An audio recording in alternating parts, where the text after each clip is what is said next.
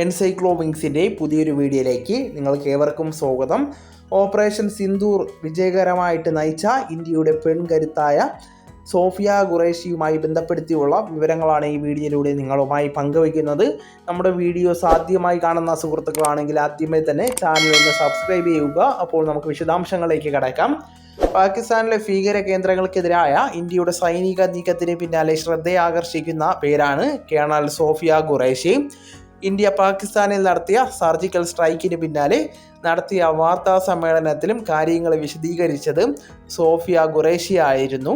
അപ്പോൾ ആരാണ് സോഫിയ ഖുറേഷി എന്ന് നമുക്ക് വ്യക്തമായിട്ട് പരിശോധിക്കാം.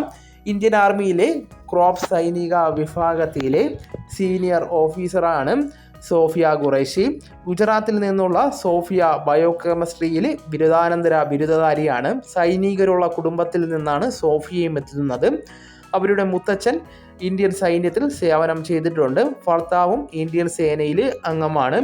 2006 UN സമാധാന ദൗത്യത്തിൻ്റെ ഭാഗമായിട്ട് സോഫിയ പ്രവർത്തിച്ചു. 6 വർഷത്തോളം UN സേവനം ചെയ്തു. പിന്നീട് 2016 ASEAN+ സൈനിക അഭ്യാസത്തിൽ ഇന്ത്യയെ നയിച്ചതും ഖുറേഷിയായിരുന്നു. ഒടുവിൽ പാകിസ്ഥാനിലെ ഭീകര കേന്ദ്രങ്ങൾക്കെതിരായ ആക്രമണത്തിലും പെൺകരുത്തിനെ തന്നെ ഇന്ത്യൻ സേന ഉപയോഗിച്ചു. പഹൽഗാമിലെ ഭീകരാക്രമണത്തിന് തിരിച്ചടിയായിട്ട് ഇന്ത്യ നടത്തിയ പ്രത്യാക്രമണമാണ് ഓപ്പറേഷൻ സിന്ദൂർ. പാകിസ്ഥാനിലെയും പാക് അധീന കാശ്മീരിലെയും ഭീകര കേന്ദ്രങ്ങൾ ആക്രമിച്ച് തകർത്തതായിട്ട് നിലവിലിപ്പോൾ കരസേന അറിയിച്ചിട്ടുണ്ട്. ഓപ്പറേഷൻ സിന്ദൂർ എന്ന് പേരിട്ട സൈനിക നടപടിയിൽ 9 ഭീകര കേന്ദ്രങ്ങളാണ് തകർത്തിട്ടുള്ളത്. പാക് സൈനിക കേന്ദ്രങ്ങൾ ആക്രമിച്ചിട്ടില്ലെന്നും കരസേന നിലവിൽ വ്യക്തമാക്കിയിട്ടുണ്ട്.